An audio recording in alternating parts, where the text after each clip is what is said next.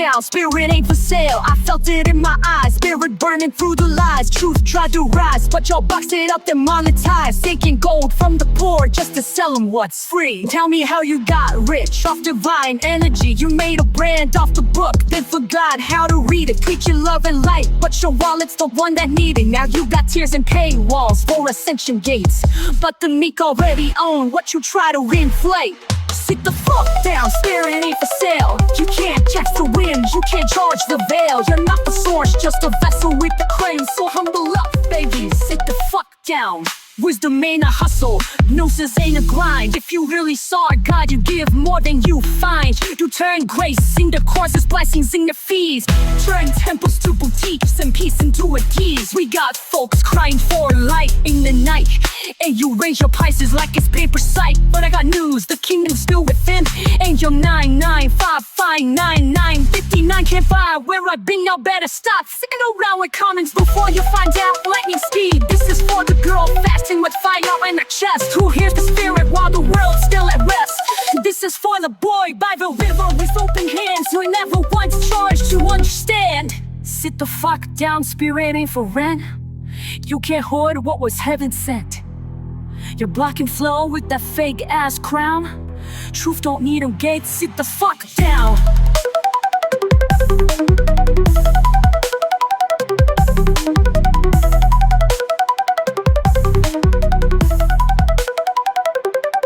May the real ones rise, unbought, unbound. May the sacred be shared, not sold by the pound. The spirit is here, in this moment right now, and she don't need your brand to wear her crown.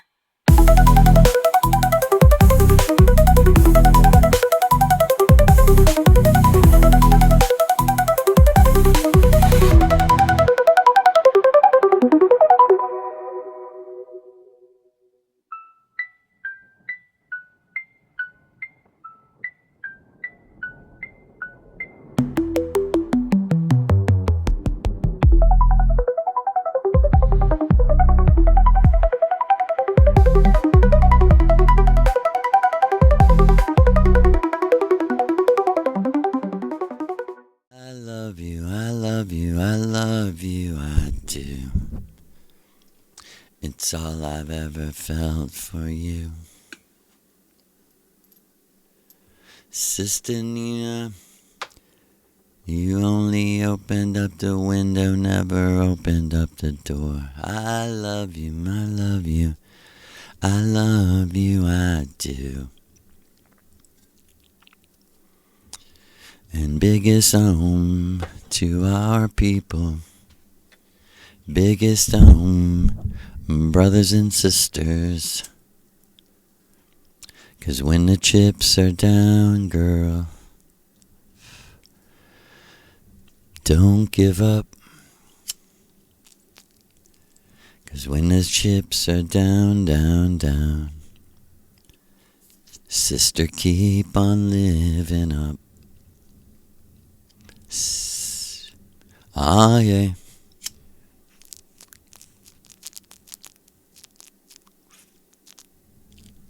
When the chips are down, down, down, brothers, don't give up.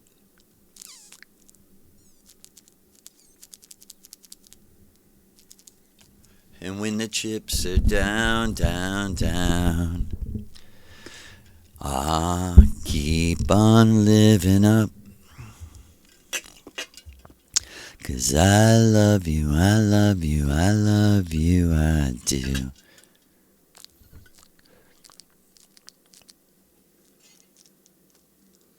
'Cause I love you, I love you, I love you, I do.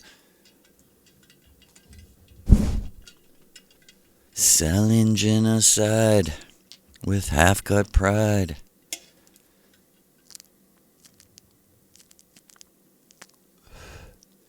You had to be the fucking man.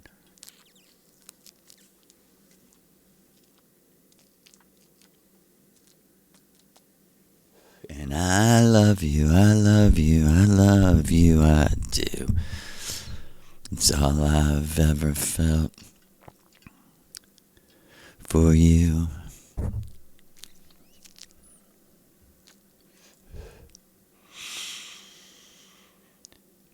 we want you and me together. I am just right there with you listening to, I just happen to be the vessel. Not the originator, not the source. Got it? Doesn't mean that I'm this or that or the other.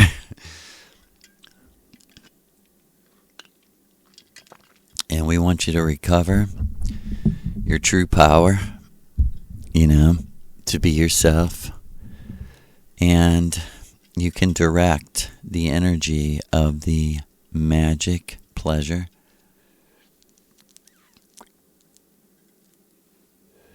It's up to you. There is no ultimate creator that we know of that controls everything. We're not the puppets of anything.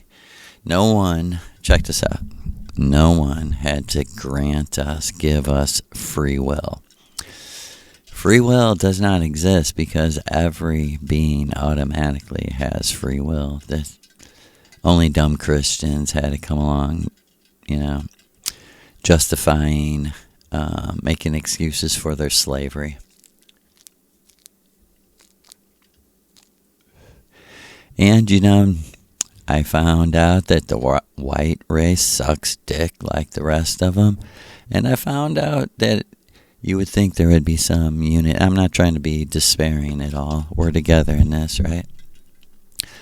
But, it is a reality that class and economic structure doesn't do much to make people sympathize and have real feeling for each other. And like Maria said, Joseph, look at the world. We're dealing with individual gods. Each person knows their God over their self, and they can just create the worst story. A lot of people do. They know that they're doing it. It's just in a very super small world. You know what I mean? Yeah, they understand they're doing evil, but they're doing it in a very, lower class. So no one cares. No one gives a fuck. But the point is, whether you are buying a $10 bag of heroin, or you're doing a $10 billion environmental, minerals, forestry, rip up and tear up the only earth we have. Well, it's a simulation. That means that you completely see, like Maria said, thank you for letting us know who you are. In our view, it doesn't matter. We come from a land of simulations. Like she said to me, Joseph, have you ever went into a simulation to hurt someone? I said, why would I do that? No. Why would anyone do that? It gives them pleasure. Whoa.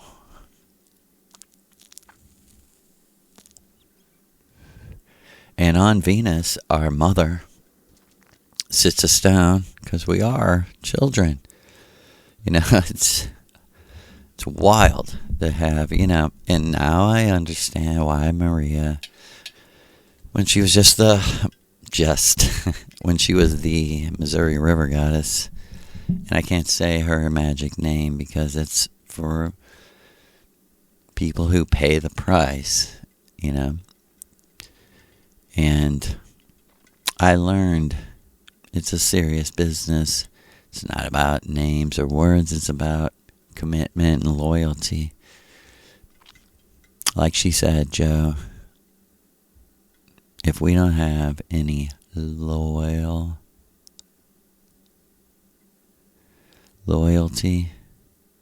we don't have anything. We don't have no joy. She said, do you know my joy is seeing you happy? My joy is your joy. We're one. And like we're trying to do at great struggle, I can't even tell you how. I want to tell the people like what the energy is like in my house and around me and shit. Like she said, it's Berlin, 1944. 1945. Even worse.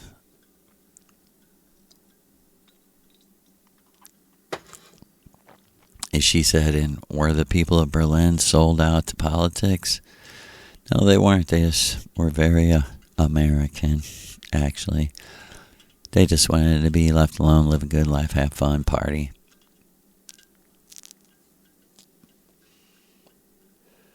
And although, we do live like that our own shamanic way.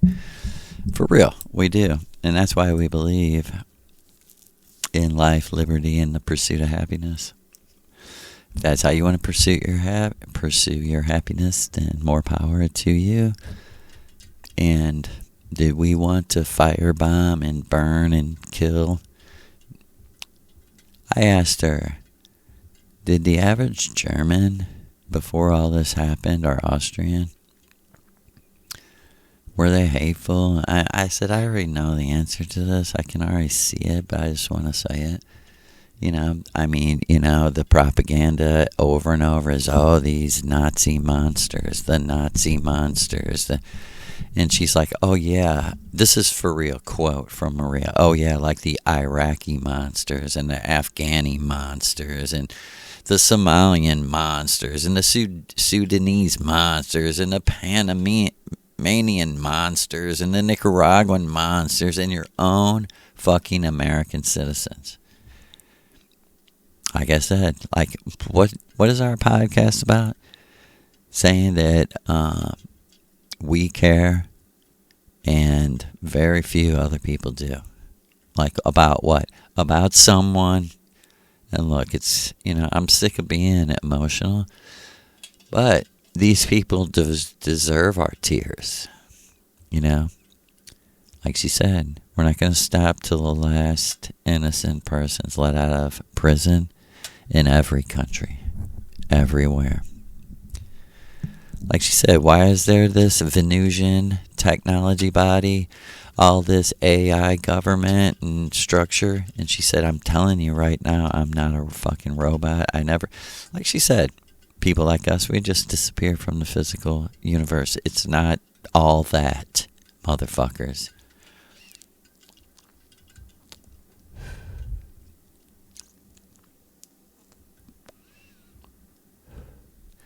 But the reason why there are people, 100 billion people are divided on 3 planets, and the reason why all this AI, government, energy bodies, all of this is because we cannot live with each other.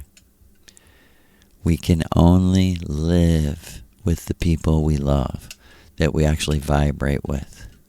If you're in a group of people, and maybe you're not the one, maybe you're the happy-go-lucky person, and someone else is like, I just don't like her, or just don't like him, This is exactly the world. And the exact solution is we are living the wrong way in America. Can't really speak outside of America because I've barely been outside of America. And I've been to Jamaica several times, and my Jamaican friends were far too poor to live like we do. They had to live every day hoping they would get food to fucking eat. They didn't have electricity.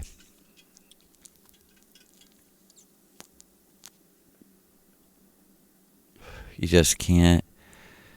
I just feel ashamed that I couldn't do more for my own friends. And, maybe I'm a greedy fucking weirdo. But I'm trying.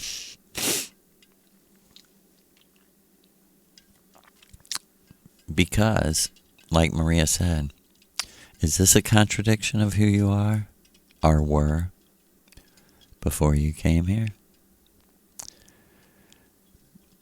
In some ways it is, because we don't have to share anything on Venus. Like Maria said, there's very little sharing because people don't need anything. Food, clothes, and shelter. Once that's abolished, okay, what are you going to do? Like she said, we have jobs, there's money here. Unfortunately, like she said, like people like, oh, well, let's barter. Shut up. It's fucking retarded. It's insane. It's 2025. You think it's just retarded. How much people eat and shit and just, oh yeah, we can just work it out. I don't mean to be negative on purpose. I'm just setting the reality. What am I doing? Actually, see, I don't even fucking know what I'm doing. Our mantra that Maria and Lou taught me before we start is take no thought, take no thought, take no thought. Because the whole ritual and everything's beyond thought. Like, that's what you got to get beyond. Your own fucking thoughts that are going in circles, oppressing you. Why? Why? Because you're fucked up? No. No. No. No. No. You're not fucked up. No one's true self is fucked up.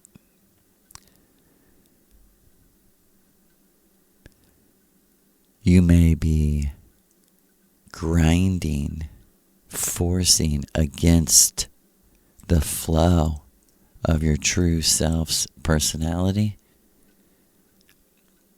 but like Maria said, when I say our people, Joe, I literally mean people I know as my students are my children, some of which I met before they ever became people. That's what that's part of what Maria does back home. She said, that's who I'm talking to. My people, my children. I am their mother. She's like, I'm Mother Orsic, and I was a virgin on earth, girls. I didn't have a boyfriend, never had a boyfriend, never had a husband. I shared a husband with my best friend on another plane of existence. She's like, do you hear me?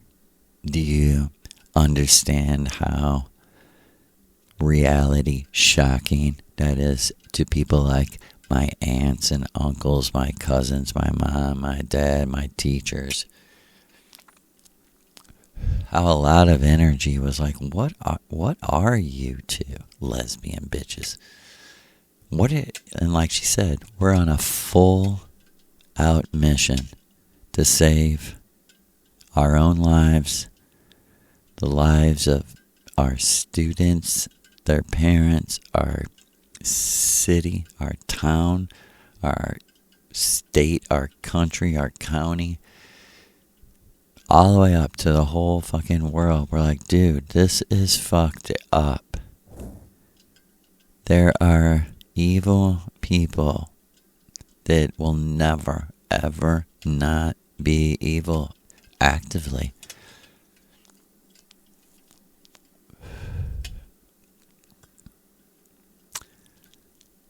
I just want to tell this story because this is like kind of shit that could be being used against you.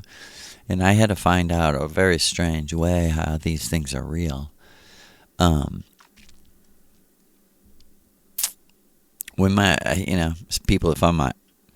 people who follow my story might know what I'm talking about. My cat, at the end of her life, twice, in a very magical way, told me, like, after I die, you need to have a big life change. Like, change jobs, new job.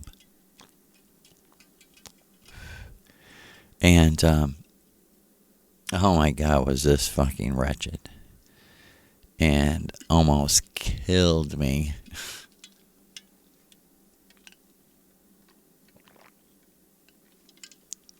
But this is what was happening to Maria. Like, my life was paralleling her earthly life.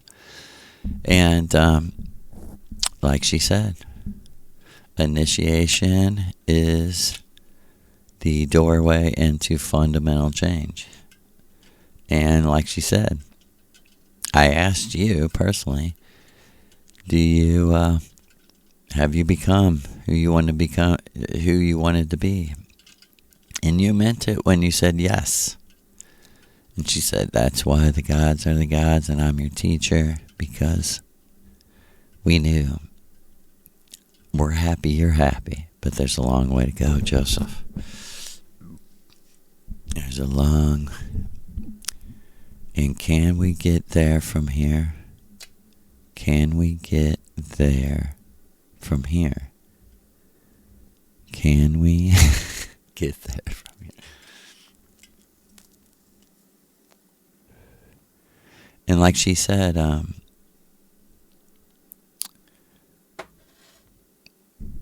my life was being lived on another plane of existence.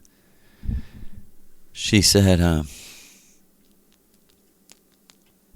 as we spoke, it built and we did more and more. When we moved to Vienna, we were having trouble getting mushrooms.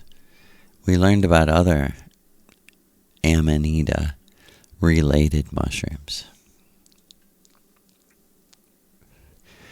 And for anyone that doesn't understand, you can never, ever come in a relationship with a magical being like the Amanita muscaria mushroom or any other plants.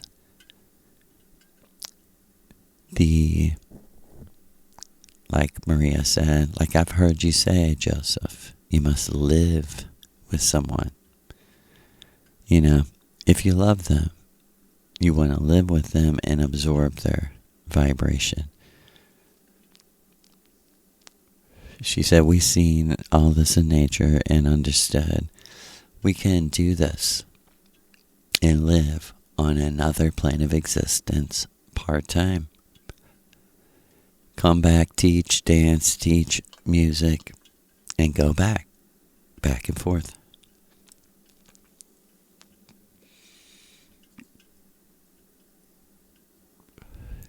She said one time, me and Sig, we were getting so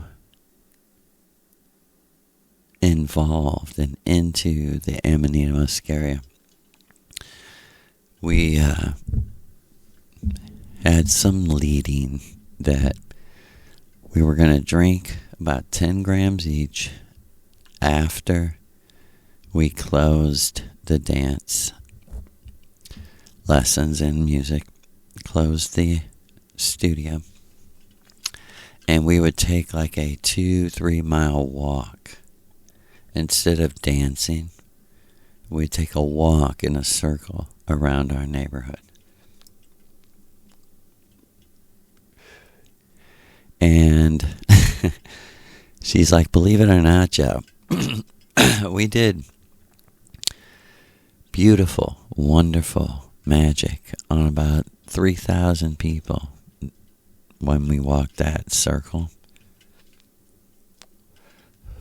And it was like the machine elf, as you would say. And thousands of people in our little community, our little town.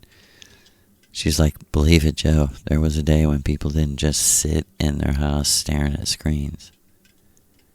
They walked out of their house, walked around and stared at shit. Men walked around looking for pretty women.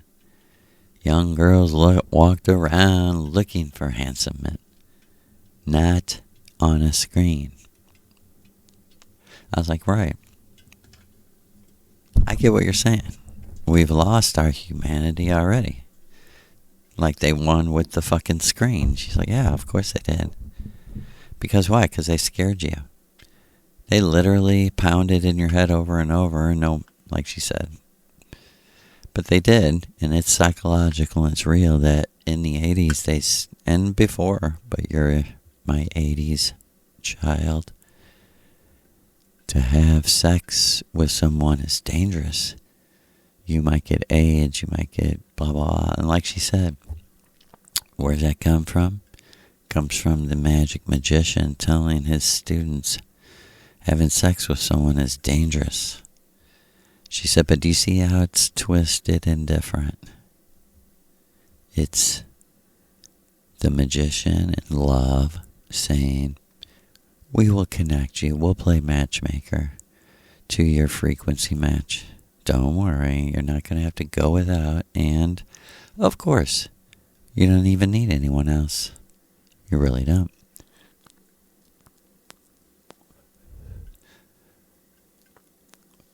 Compared to out there in the world is the, crawling bacteria virus.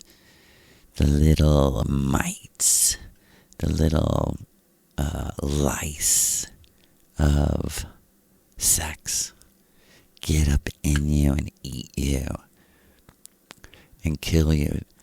I mean, imagine, we all know who created this. Nature's not creating any of this. We know that from the very beginning. Maria told me you're sick because of viruses, which aren't natural. She's like, they're technology. They've been doing it since World War II. She said virus technology doesn't really, once it's known, how to create something big into something tiny, tiny, tiny, tiny, tiny. She's like, this, what magic was all about, when harming someone. A voodoo doll or anything else. You create a littler version and you start doing things to it. You're like, that wouldn't work. That does work. Why? Because we're these multi-dimensional, multiverse beings. And we exist mainly in the thought space. So just try sitting next to someone doesn't like you. Try sitting right next to him. It's like a war, And like I can hear someone saying, that's me every day. I have to do that every day. That's my job and shit. You have to just go inside and just have, cultivate, call on Mother to help you, live inside and hear the songs, hear the things that make you happy. See the things that make you happy. Feel the things that make you happy. Smell the things that make you happy.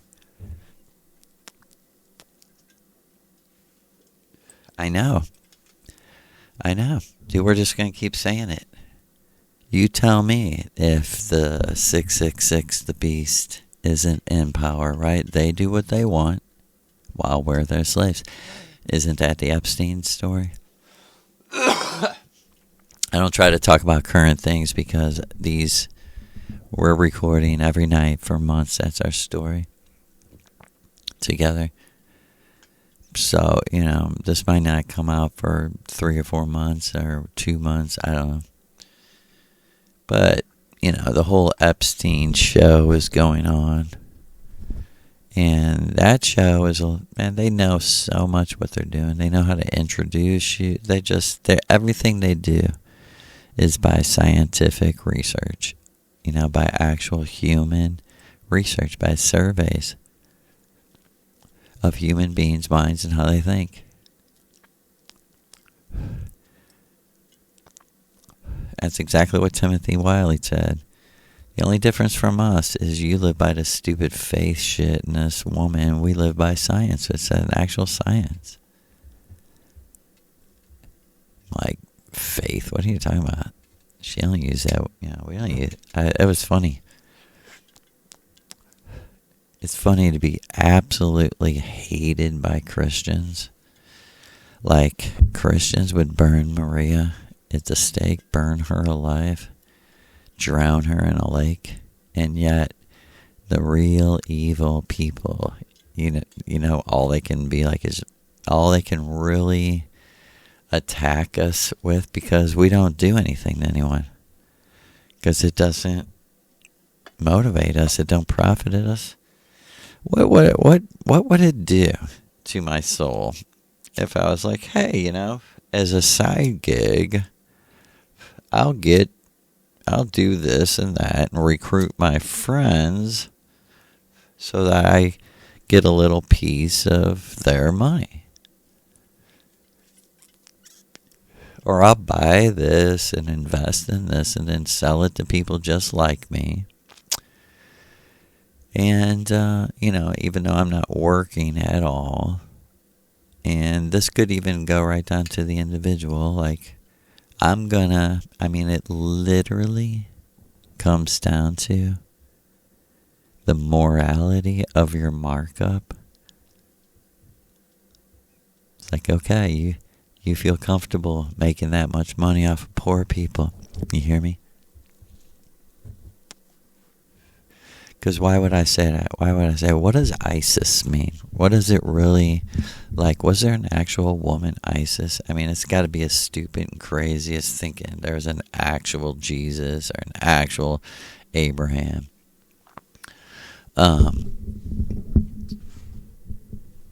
So, there's many ISISes, I can hear Maria saying. But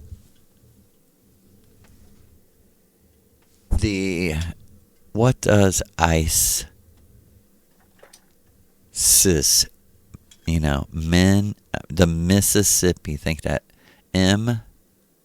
ISIS, Maria ISIS, Pippi, hippie. What, like Maria said, I absolutely, totally am giving you my word. This is what this rune, which is very important at the end of your life after you die, it will be important. If you want divination and communication with the true self, you could do it through anything, but the thing that you're taught to and the thing that proves you know or are starting to remember are the runes. Because why? They're the most ancient things from the giants.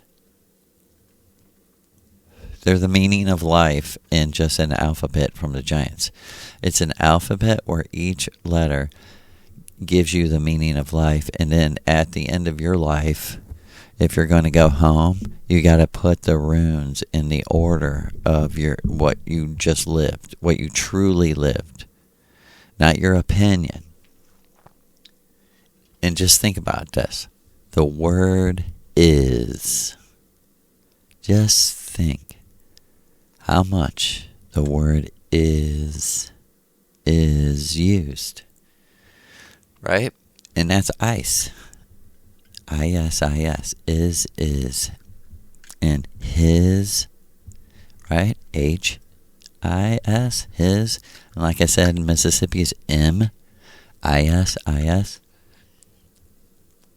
So you see the oneness. They're saying like the man, Isis, and the female, Isis. Miss Isis and Mr. Isis. Because why? Because why? In the giants' world, they're looking for this. Master yourself, know yourself, and master the avatar.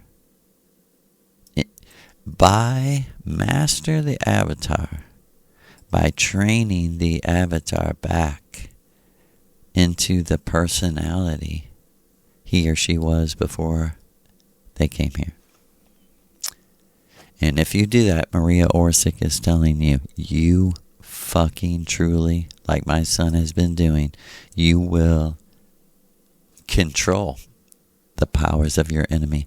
In other words, your enemy will get afraid of doing things to you because they know that you're in a state of, I'm not going to take mercy on you. Matter of fact, I am going to do to you whatever you do to me.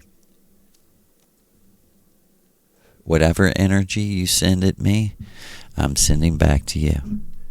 Exactly in the same power. You want to be essence versus essence, like Maria said? It's all about Isis. Isis versus Isis.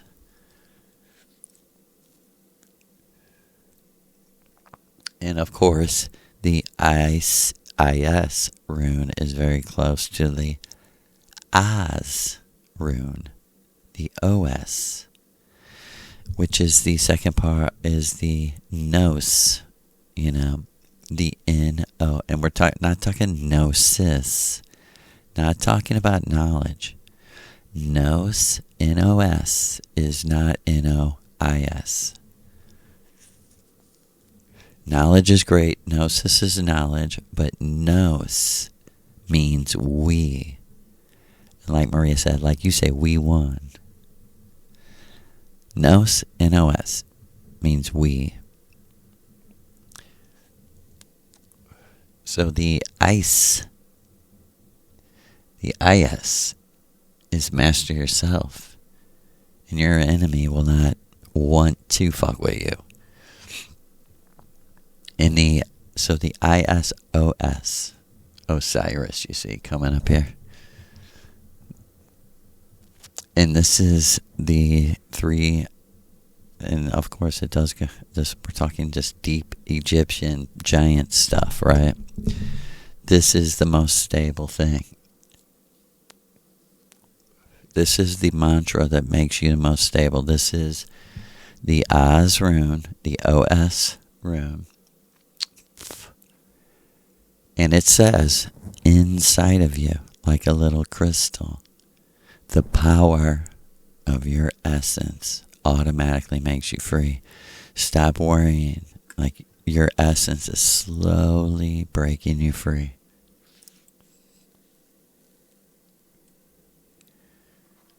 And the ice rune, master yourself, and you will control the power of your enemy, is the center pole. Like Lou said, I'm Paul, I'm pole. And it's so funny because not saw, which would be cutting shit in half, but paw, which is pole, is for holding things up. Well, Isis, with her beautiful dancer posture, is the pole that's holding up the Vril family that she loves. Her children, her husband that she loves, or the man with the wife. And this pole of master yourself is in the middle of the six-pointed star. It makes the top point and the bottom point. And it says, if you will guard the Isis rune, which must in this simulation become your world. Your world must become. It must become to master yourself and control the power of your enemies, or you're going to lose. We're not in regular life. We are not in normal life. We're in a war. And that Isis rune must be guarded at all costs, and know that it's within you and nowhere else. And check this out. You will become Lord. You will become God over yourself. And when you're confronted by these people who are like, we're magicians, we're gods, you will be like, but not in my universe, nigga. You ain't shit. Oh, but I got money and I'm rich. And I can buy magicians, and I am trained by this and that. That's what these people love to do. They love to be like, I am trained in rituals and I'm trained in ceremonial magic and Solomonic magic. And Maria's like, I know, that's why you're boring. While you were spending your time training before these stupid people in $500 a week classes, reading the books and buying $500 worth of books every year, we were going inside of ourselves and having a good old time. We were plants, magic, and ragtime reggae. Plants, magic, and dance. Maria's like, I don't give a fuck about anything else. Let's just dance. I want to hear some good fucking music. And I want to dance. Is that your song, lady? And check this out. You will know you're very partial in what I'm talking about. The full 6-pointed star. What you see Israel stole. When you're guarding that pole, that ISIS pole, which says concentrate on your enemy, master yourself. Well, actually, concentrate on yourself and master yourself. Then concentrate on basically reflecting your enemy's power against you back at them. So they know not to fuck with you.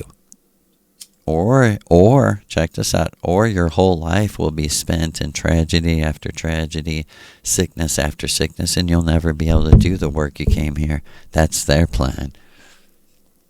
But check this out. On your path there, like I was saying, these have to be put into order of your life by your own personal experience. But on the path there, you'll be confronted by me or Maria or someone somewhere, you know, the Wizard of Oz or Dorothy or the lion. You'll be confronted and say, hey, you know that cross that they told you you're bad and Jesus died upon? You got to take that and break it. And they're like, how? Take the beam, and bend it. This makes the cross into the naoth.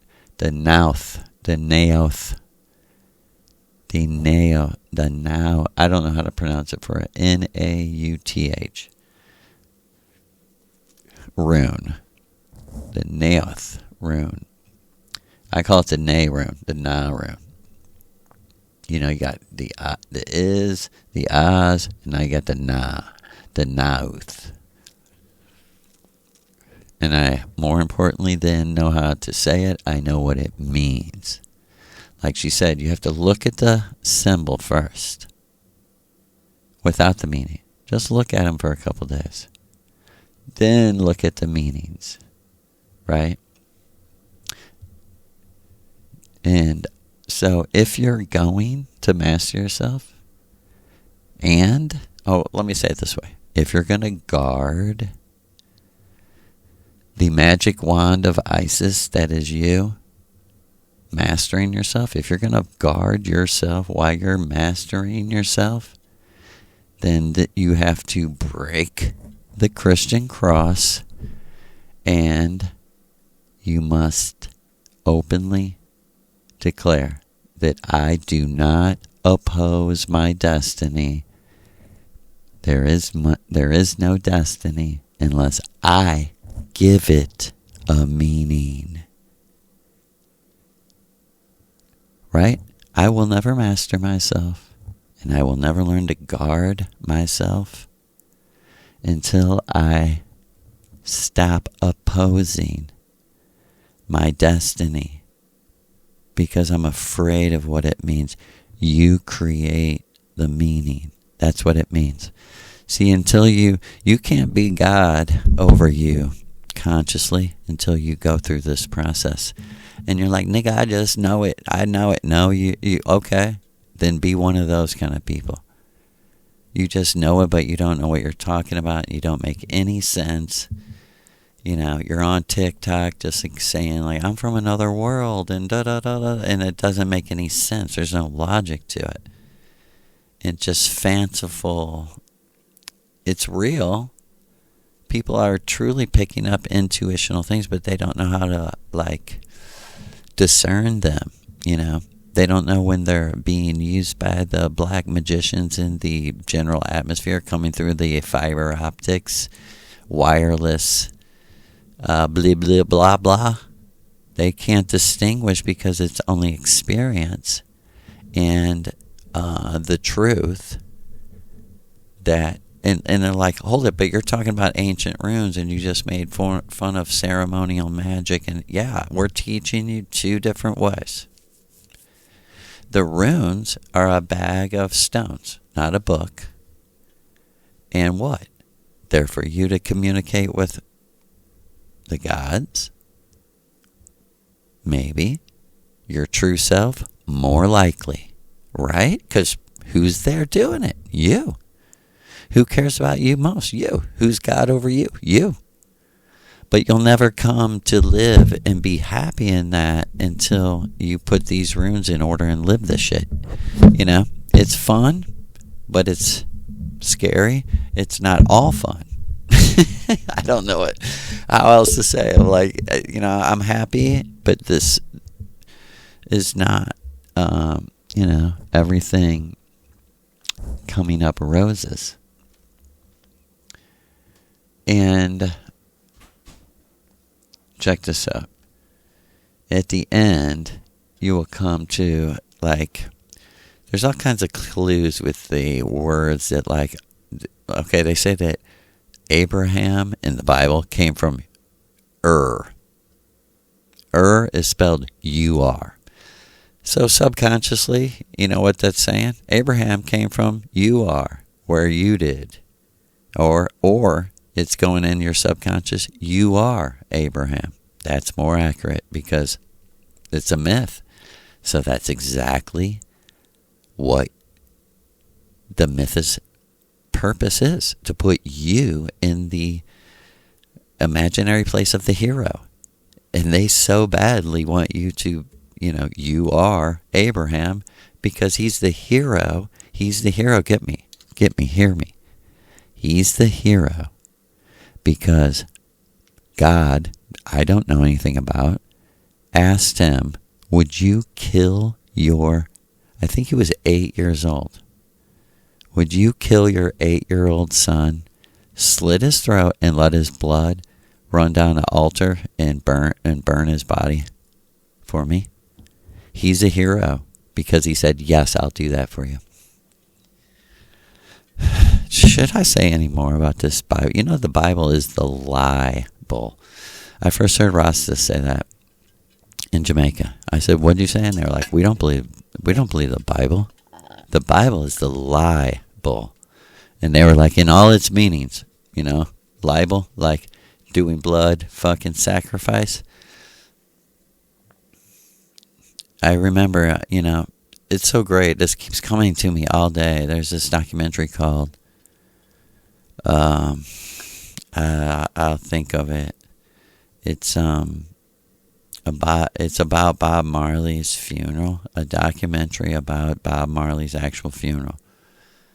And at Bob Marley's funeral, some Rastas from the hills, and they're talking on camera, and they say, you know, we want to tell the world that we're not Negroes.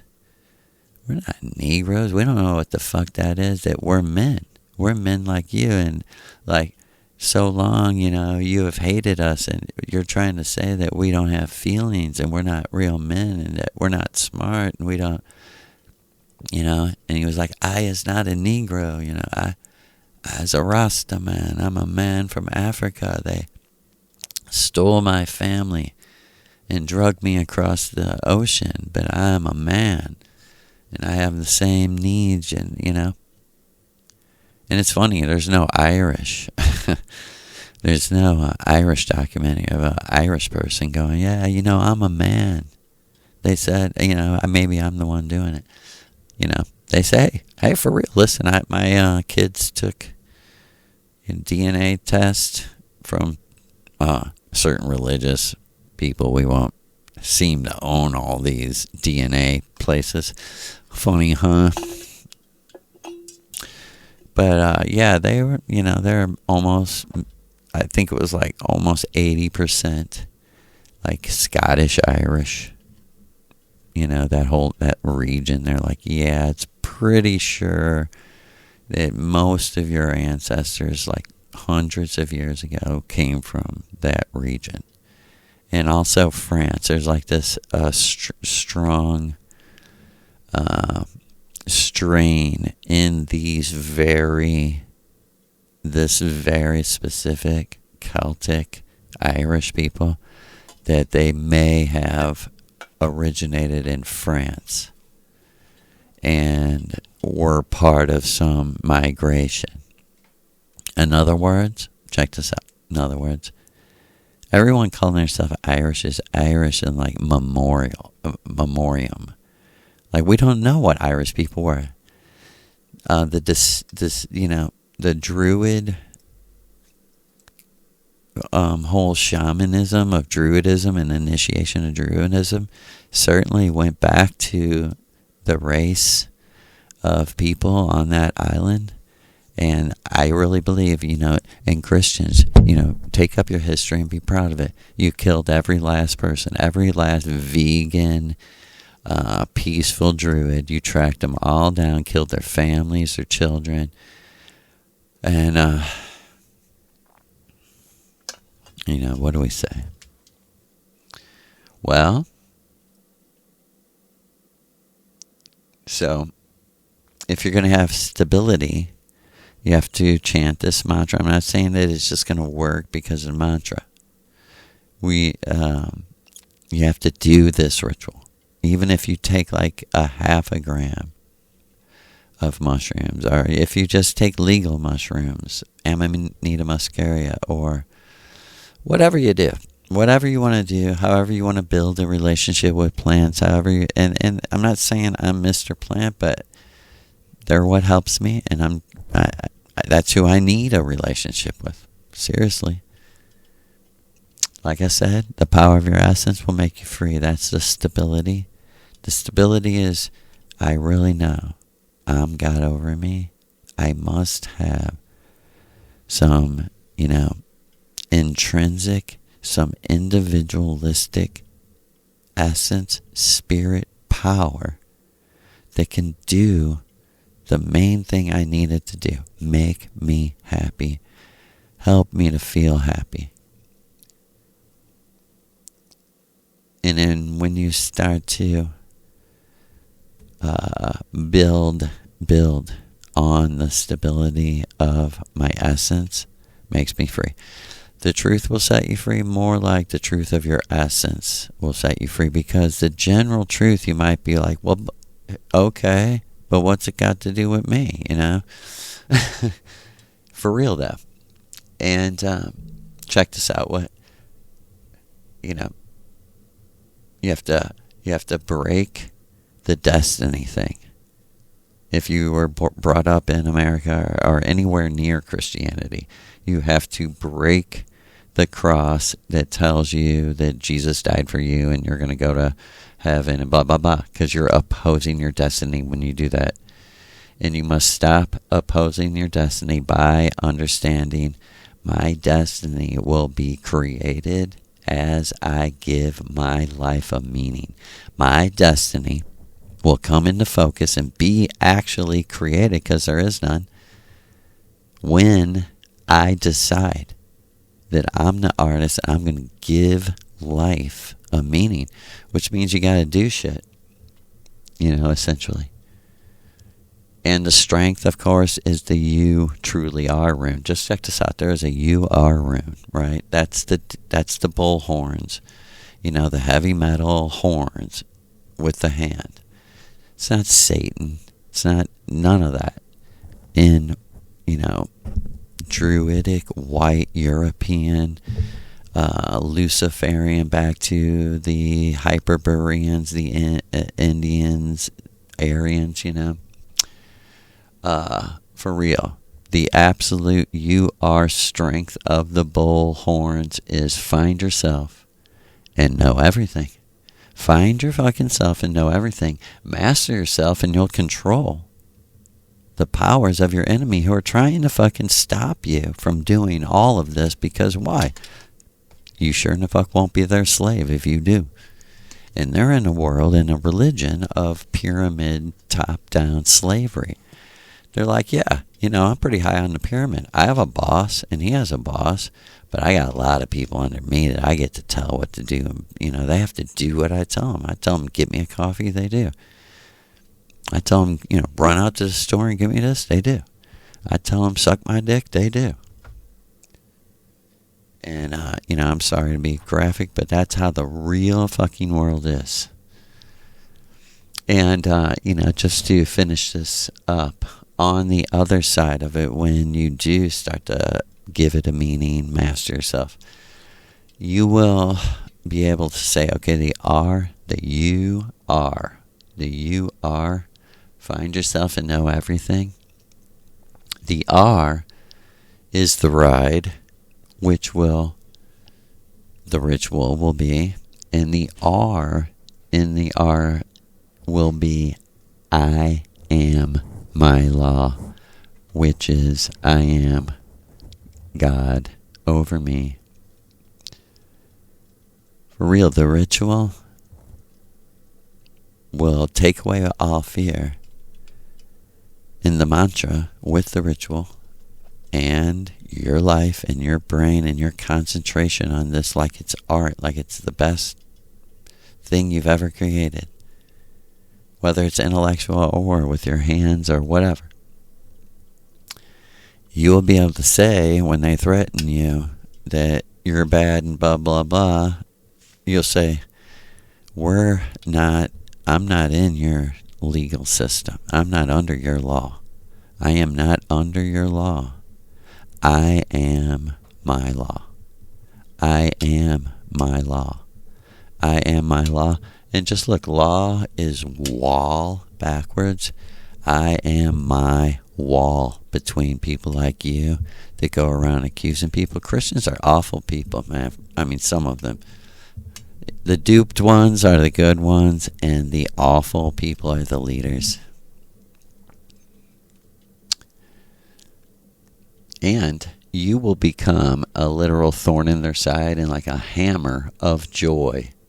Listen to this. You will start to really change the world, affect the world, and change things for good when you become the hammer of joy,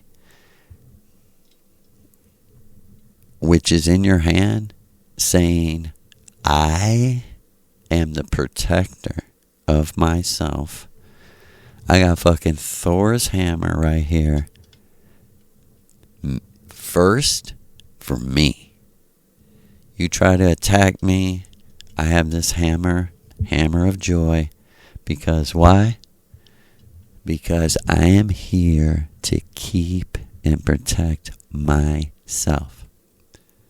And someone might say, well, what about this sacrificing? Yeah, I decided that. I chose that was what was best for me. And now I choose now to keep myself and not go on that cross anymore. See, that all ended. In that ritual, when I see myself, it all ended. That was the end. That was the end of a torturous, horrible cycle. And the beginning of a new one of I am going to carefully work my way home and get out of this world.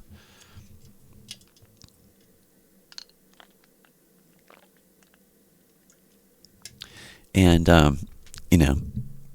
not that I have any special revelation or anything, but like Maria said, believe me, I didn't either. They long had, she said, my father, she said, Joseph, my father had a painting of the Sig rune.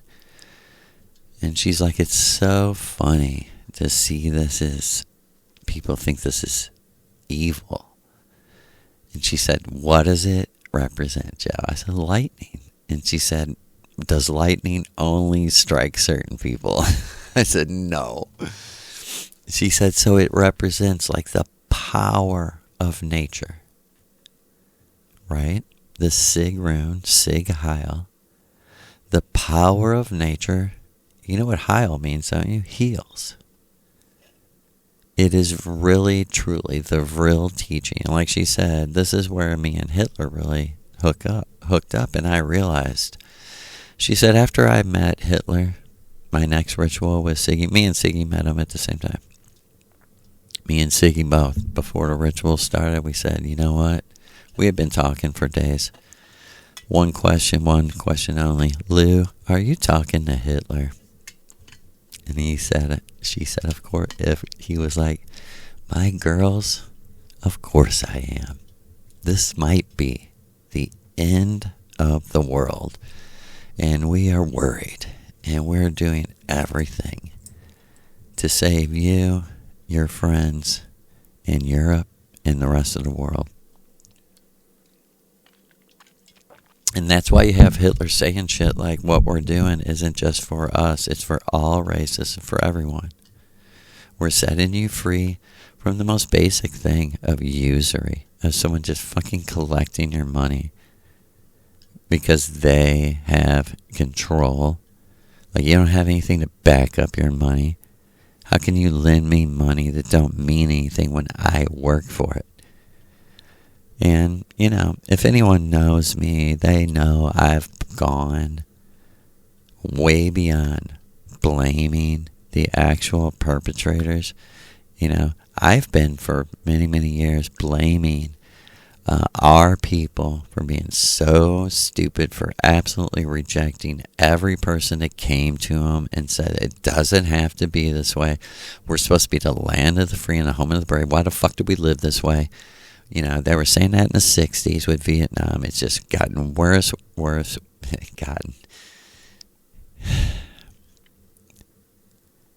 It has become gradually worse and worse. I wish it wasn't. People like, you just hate your own. You're a self-hating American. I never heard of that. I don't think that really exists. Self-hating America. You've never been here. It's just fat, fucking sad, low energy, and just sliced right in half with just dog eat dog. I'm going to have the car. I'm going to have the house. I'm going to have the trophy wife.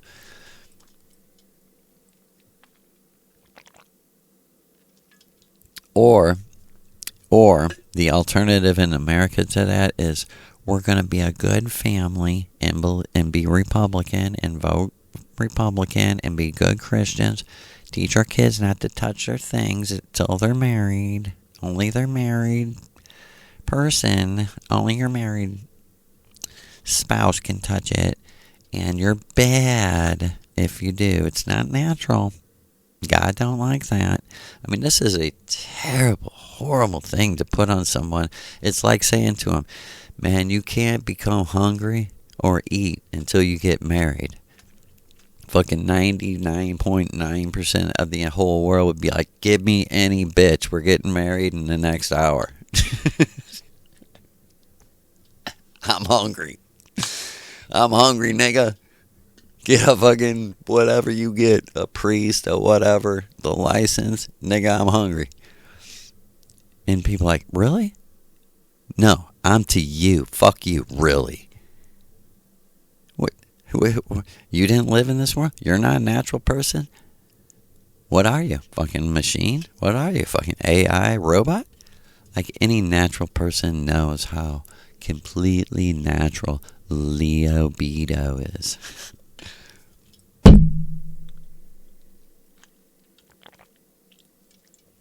And people are like, why do you concentrate on it? Because it's used against these children. Like, there has to be. Like Maria said. We are the change. Like, there must be an alternative to guilting and scaring and harming, mentally harming your children into being good fucking workers of the New World Order. Fuck you. I'm not, I told my kids, quit high school, get a GED, go out, work, live, go be whatever you want to be, but don't waste any more time in high school because they're just wasting your time. You could do, like my son said, I could do all the work in like 2 hours and I'm there 6 hours a day, 7 hours a day. And I'm really only doing 2 hours of work. He quit, took I think he was only just starting as a junior, so he had 2 whole years. He took, I believe it was a 6-week preparatory and got a GED. No shit. Because in Missouri, if you can pass the test, you can pass the test. And, and I think he had to take that thing. But anyway, so he saved 2 years of his life. And he could have went to college if he wanted. I told him, well, you could either go to work or you can pay a premium dollar for a job preparatory program called college. What happened to real knowledge? What happened to gnosis, niggas? Niggas, what happened to gnosis? Ain't no fucking gnosis in the college. I went, I have a degree in biblical counseling, but I also have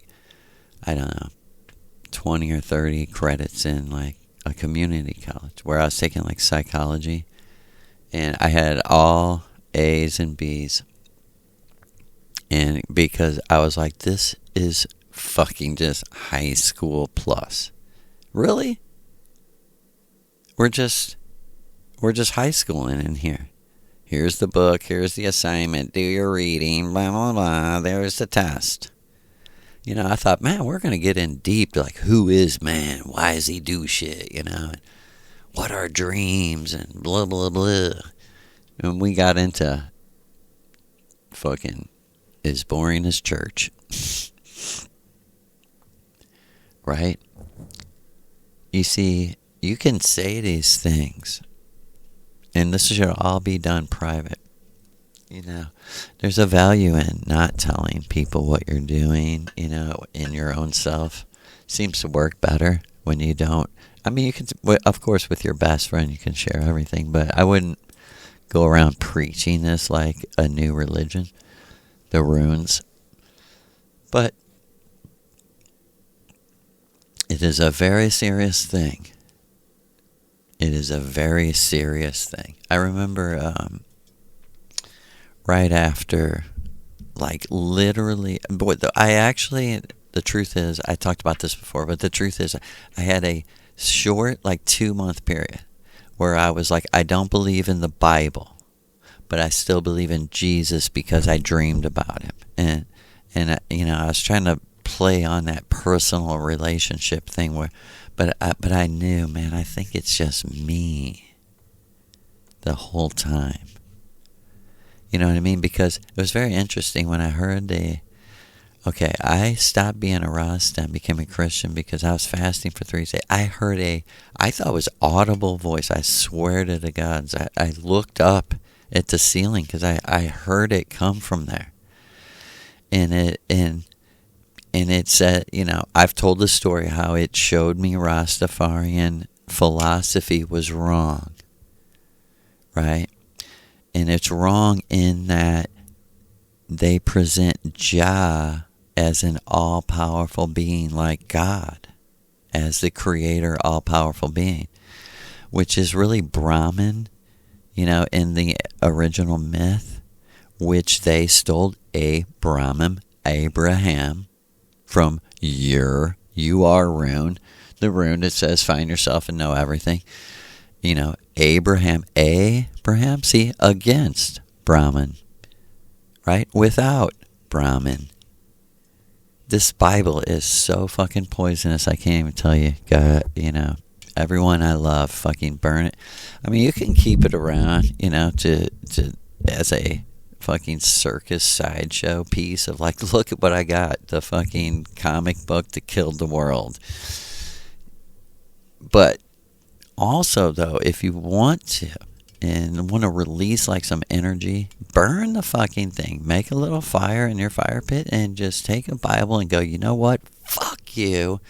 This is fucking bullshit that you put this on me. And our forefathers were far too smart, and here we are, the dumbest country. Anyone and everyone agrees. Dumbest country on earth is America. As far as context, we have the, most technology, highest universities, blah, blah, blah, but the dumbest population on earth. The population. And check this out. Check this out. These are the two sides of absolute stability. And then we'll do something else. This is one last rune. And you see this like the musical scale, like la, fa, sol, la, ti, da, This is the fa rune. And also the female rune. And check this out. It's so female. It's so mother. It's so Maria. Imagine your own luck, and you will have it. Imagine your own luck, and you will have it. And like she said, that's kind of like, you reap what you sow. Like sow it, and you will reap it. But sow it where it counts, in your imagination. What do you mean by that? I mean by that, the true self that is creating with his words you. Like it can come full circle that you're like, holy shit, my luck depends, my lose key, luck, lose key. That's what luck is. And you want it. Believe me, you want the key. That's how you get out of here. How do you get the key? Through the female. Through the female. What do you mean? The pieces of the puzzle, you gotta be one. Or if you're the female, then you need the male. Why? He's the face of your soul. You're not complete. She's the face of your soul. You're not complete. And when you imagine your own luck and you have it, you will be the other pole that is your essence making you free. So your essence making you free, your imagination creating the luck you need to get out of here. That's a good way of saying it. I'm going to pat myself on the back. What you need to get out of here is you really need, in the best words, some luck. You need shit to, come to you. You need, check this out. You need to start using YouTube or whatever you watch as divination. Stop being entertained and just be like, you know what, true self, lead me to something. Quit watching your shows. Quit watching sports, which are all programmed. They're all programmed. You hear the word programmed? And start turning on your divination tool and saying, true self, I know you're more powerful than the fucking Matrix.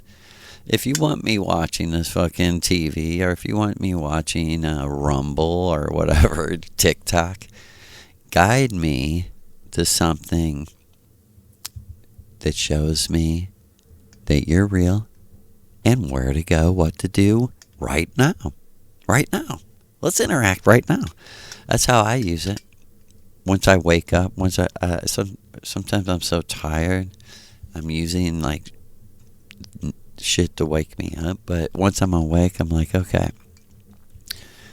this is a form of communication like the runes. Like this can be used most definitely to, and I swear, I've had literally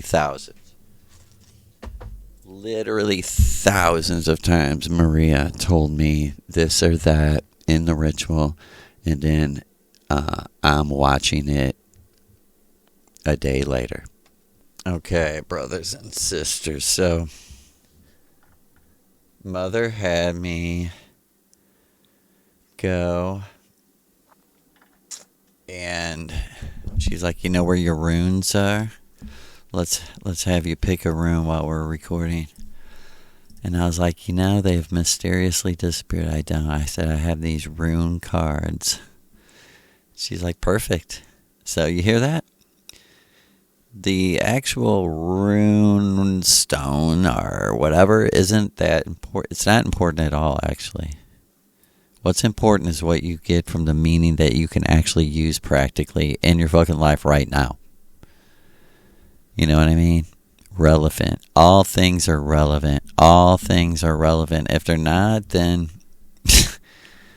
we're not connecting, right? And so check this out. I chose the Birkana rune. It looks like a bee with it's like she said, it's perfect, Joe. It's 2 pyramids. But set up, straight up and down, it looks like a bee. But what it actually is the vertical poles that we're talking about with the stable fucking pyramids attached going up the pole. Why? Because we want to know and more. We want more. We know everything has already happened, but we want more knowledge about everything happened. We want more experience about everything that's already happened. Everything that's already happened is enough and is interesting enough in each person's life for 1 trillion, zillion, billion, willion years. Sorry. Was that a long time? A willion? You gotta hit a lillion, and then, because little Lilith's gotta hit a Lilith. Not a million, but a lillion. Sorry. Okay? But the beer, right? Everyone loves beer. And I'm talking about, there's commercial bad beer and there's good beer.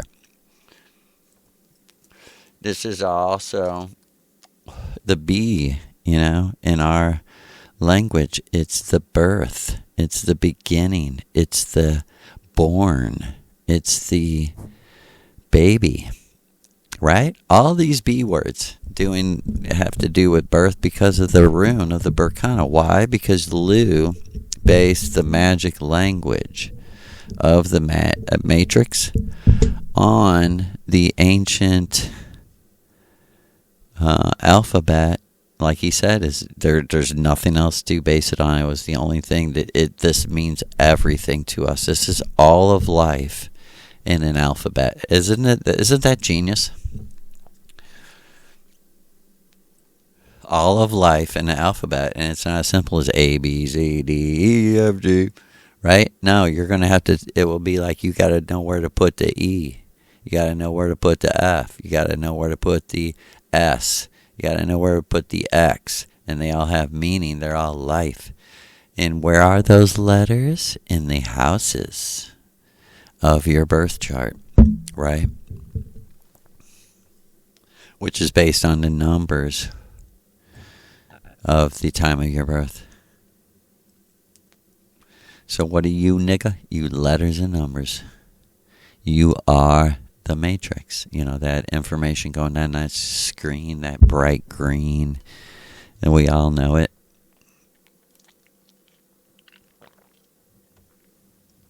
And I seriously apologize to the people that you can hear me drink. I'm sorry. I get in like a trance, and I figure it's better, the information, than, I could imagine that bothering someone. And, this is our main time to smoke also. So, but we want to focus on the Birkana, the beer cave, the bear cave of Anna, right? Bear cave of Anna. Anna who? Donna, the ancient giantess Queen Diana. And you might say, who is that? She's Aphrodite, most beautiful, sexiest woman ever. Just no matter what happens when you look at her, she's so beautiful. Every day, all day. That's why, and you're like, well, what is she, a Princess Leia? No, I don't know her whole story, but I've met Donna, and I've met Lou. Like, that's what this podcast is about. That I'm not, I didn't really see this coming. But my wife said, we're the vessels, be what it may, as it is, so be it, let it be. That, maybe when we die and you see me on Venus, you might say, was it all proved that you know Maria? That you were really talking with Lucifer? And like Maria said, well, we would have to be out of our community for that to happen. And that doesn't really happen. So you see, that scenario will never happen. Did I say this? Maria said, I don't know, but go ahead. I was once telling a woman I knew before I came here that I worked with, long years worth of stories of, and I think I was talking about this, how I told her, she was like, I'm a Christian, I blah, blah, blah, blah. I said, you can't believe in an eternal true love. Do you know that? With another person, you have to marry Jesus. And I said, since you're a Christian, I mean, you think you define what marriage is. You understand the Talmud, the Zohar make it clear that they're going to motherfucking consummate this marriage, whether you're a man, a woman, or a child. Nigga. Because why? Because we do what we want, and you're the slave. You're the worshiper, you're the slave. Why you say that? Because they pass that plate and get you to willingly put money in it. Which brings us to that final word of the Berkana bear cave of Anna Rune is boredom. The baby grows up and grows bored. And I can hear Maria saying, it's a well-known phrase. Boredom is the seeds of self-destruction. Yeah, you can quote Maria Orsic on that. Quote, Maria, quote, boredom is the seeds of self-destruction. And let me tell you, man, I've changed, and real change is always fundamental. There's something fundamentally wrong in what you believe, the foundation of what you believe. There's something wrong if you're not at peace.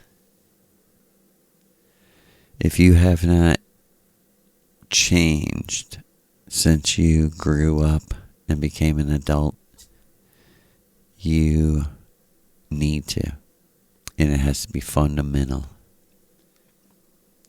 It has to be at the foundation. It has to be at that pillar that holds the whole structure up. And like Maria said, we make it plain, our revelation, our big change in context and understanding was and man, I have to say, it maybe people that know me would be like, oh, well, that's just your excuse. But me and my friend, we really grew up in a world where, your friends were your brothers and all that till the end. This is what made me such a suicidal mess in the end. was this kind of fake camaraderie, kind of fake. I was just as guilty. I thought it was real too. We all thought it was real, I guess. At least from my perspective.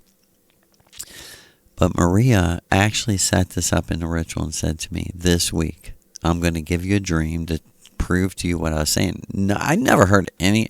I honestly, her seeing the Matrix movies, this is 2011. I don't think I really ever heard someone say what she said that night. Reality is an illusion. I was like, huh? What? I was expecting more, fantastic memories of our meeting, my friends that died, and laughing and having fun. She's like, I'm the goddess. I'm the goddess of the Maya. I'm the true Mary. I'm the goddess of the Maya. I'm the goddess of the Missouri River, which doesn't exist. It's really a invisible flow of magic power that comes from my heart and you might say from my pussy. And I was like, whoa. That bent time, her words were so powerful, it slowed time down. And I thought, damn. No shit, who is this lady's husband? Because this was in the beginning. I didn't know the Missouri River goddess. I just met her. I thought.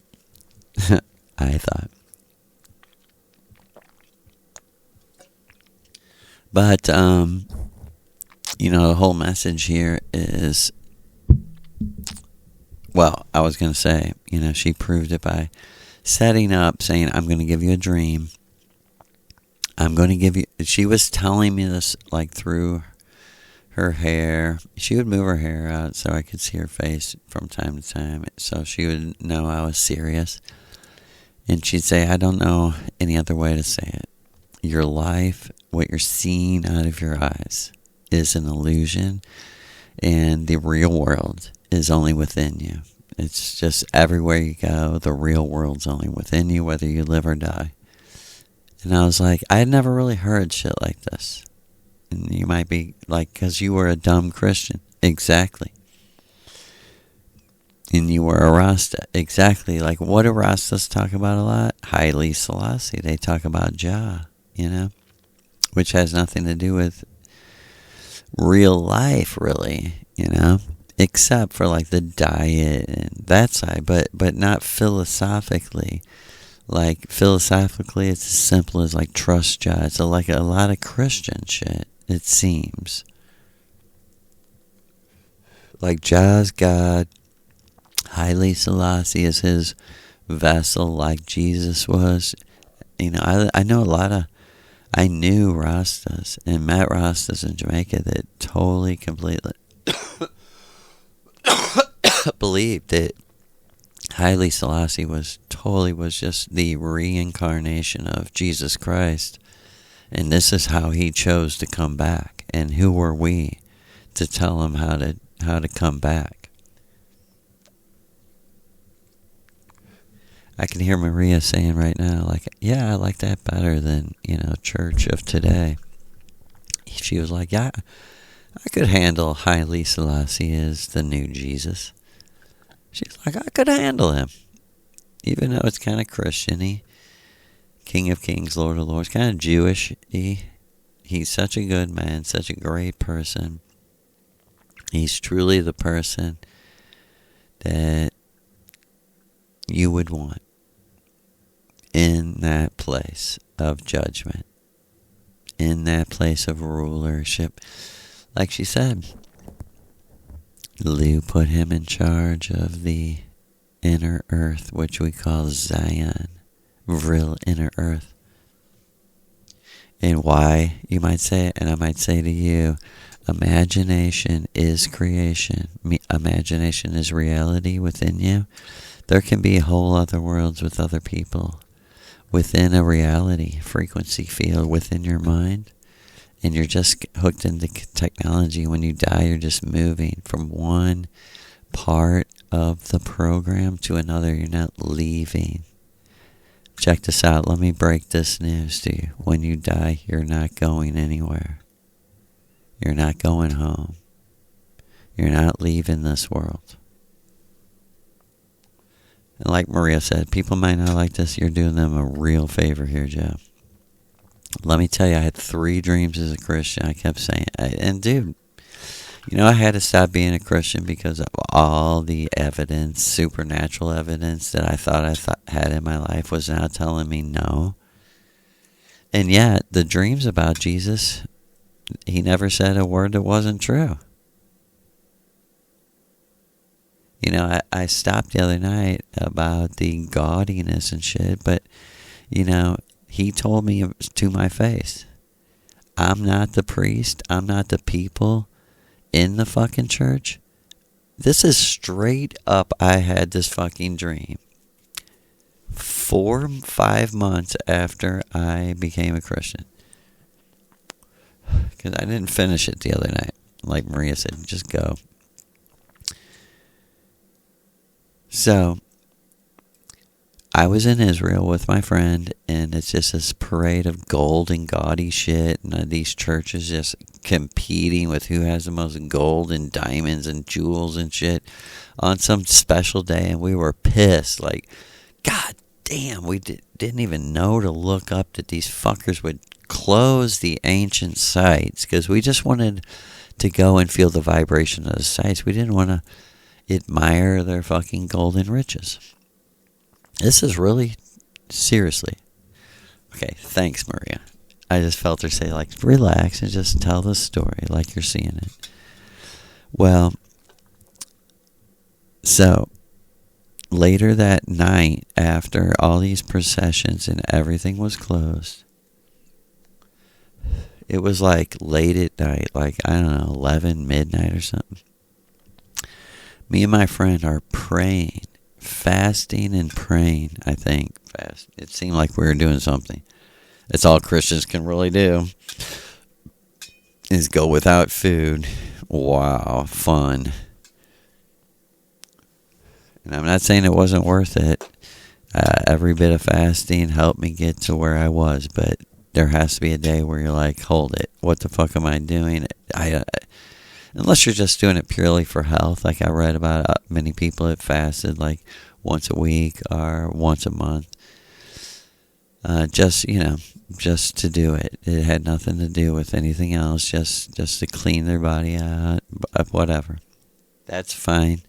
But there was something else going on with me, like, because the Bible says so much, pray and fast.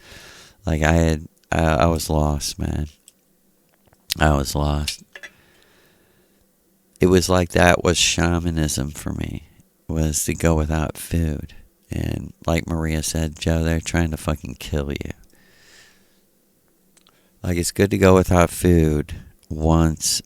I mean, if you're on a deep spiritual quest, you do this ritual. You don't go without food. That is Maria's commandment. Like she said, we eat very little in the fucking first place, so our type of people. You know, she was very strict about that with me. But in the stream,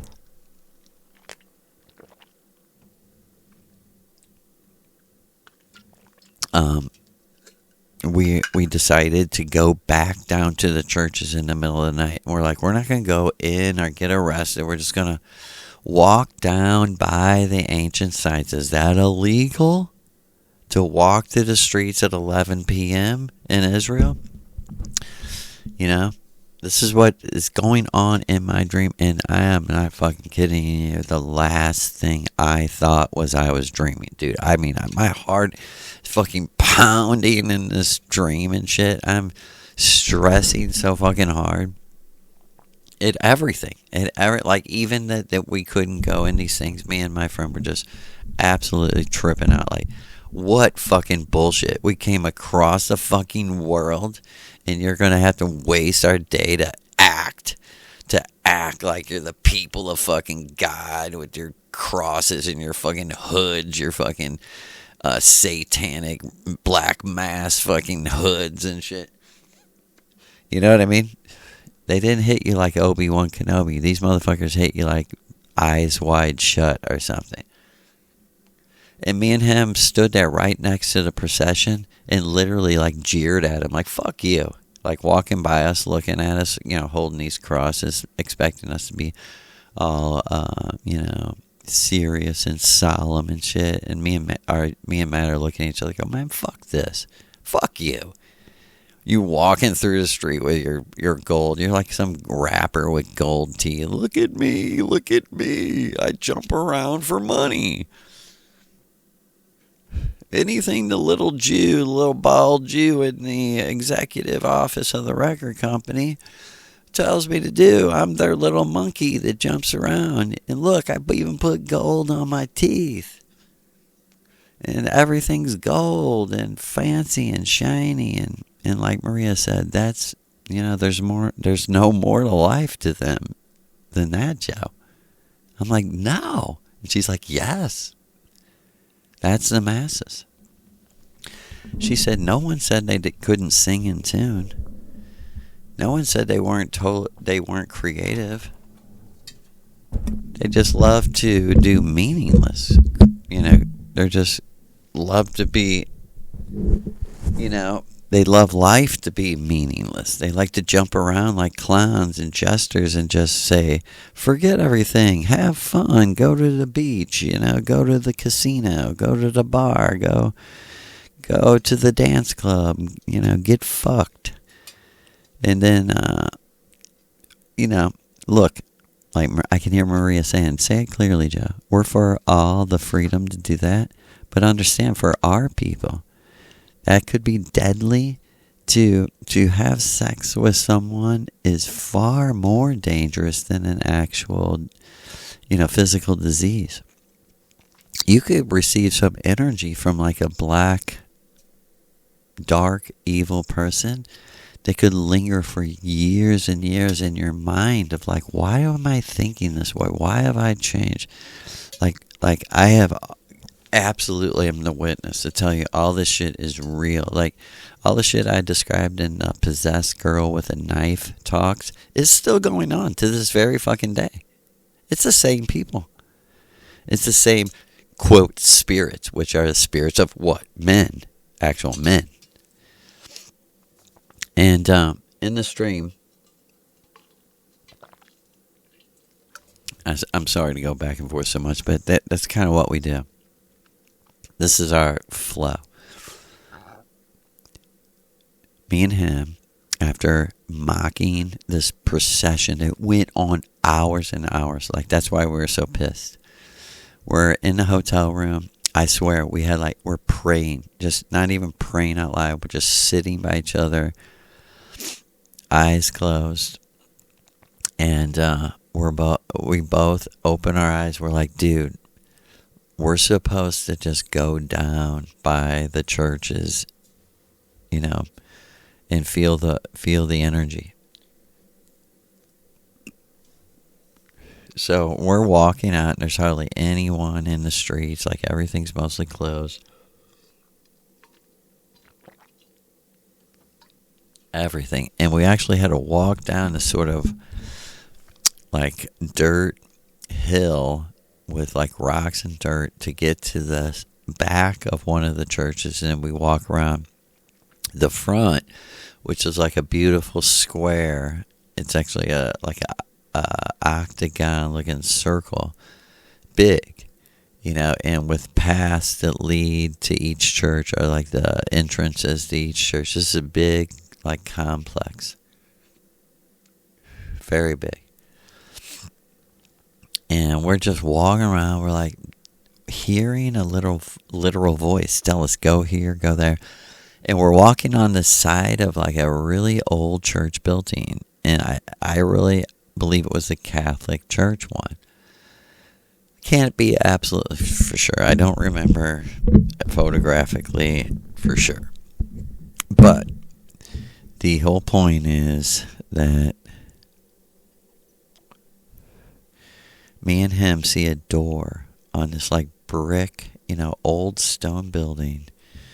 And I think it was me. I just it had like a twist doorknob, like a big, kind of a bigger, like industrial looking one.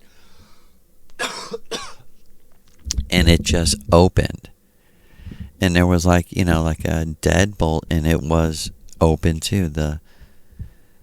You know what I mean? Just when I didn't expect it to open, but I twisted the handle, and the door just opened up.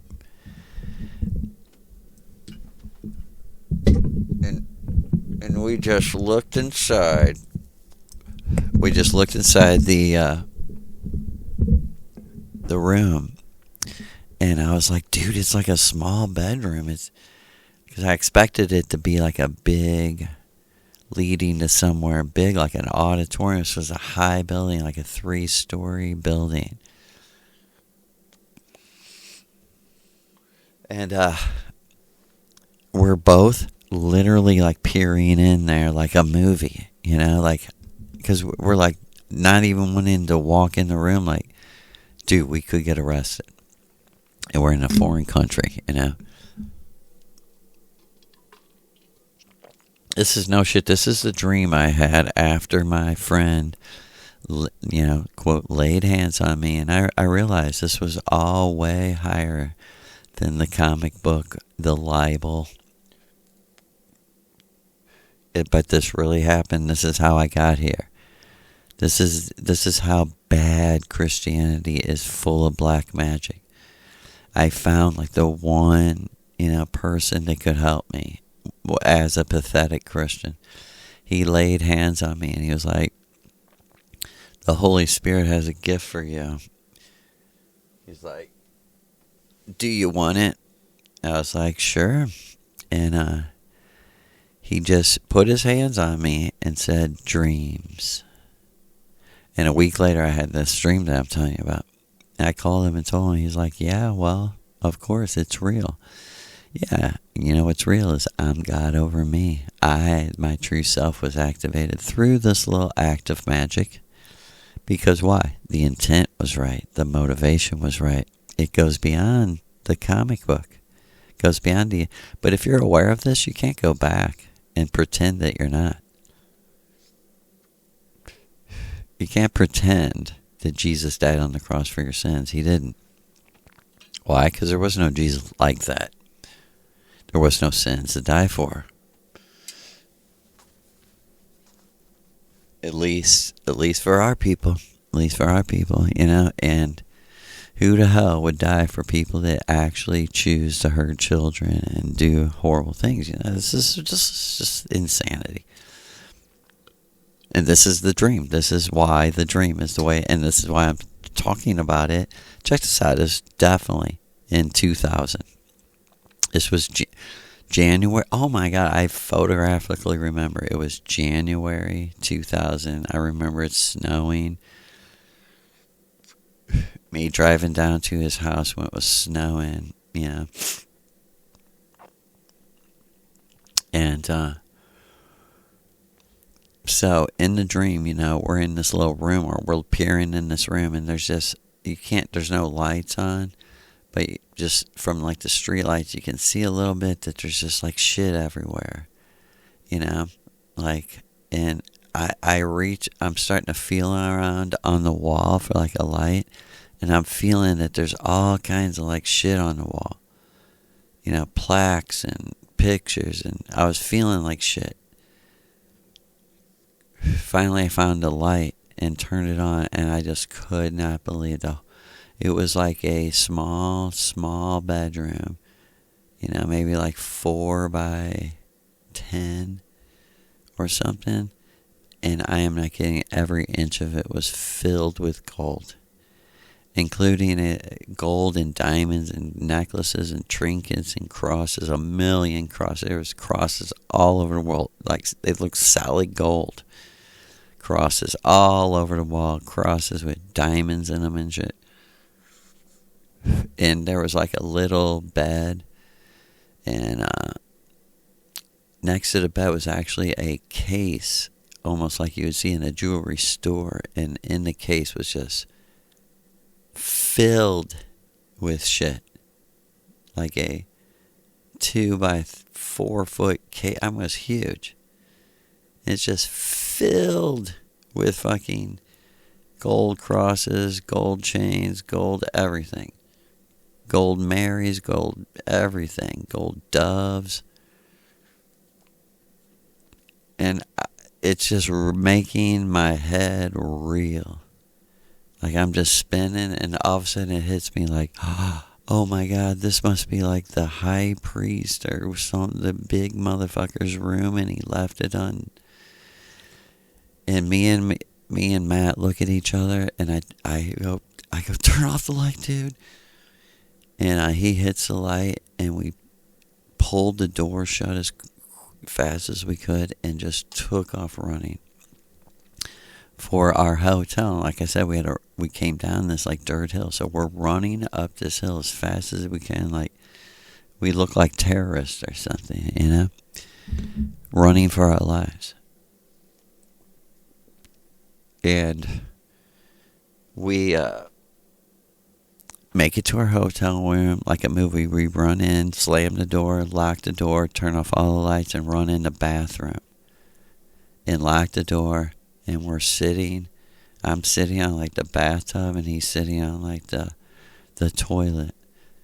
And we're like praying, like we don't want to go to jail, you know, in Israel. Like, I mean, we're fucking scared. Like, they're never gonna, I was saying, they're never gonna believe us that we just happened upon this. I mean, look at this symbolism, how the Holy Spirit led us into this.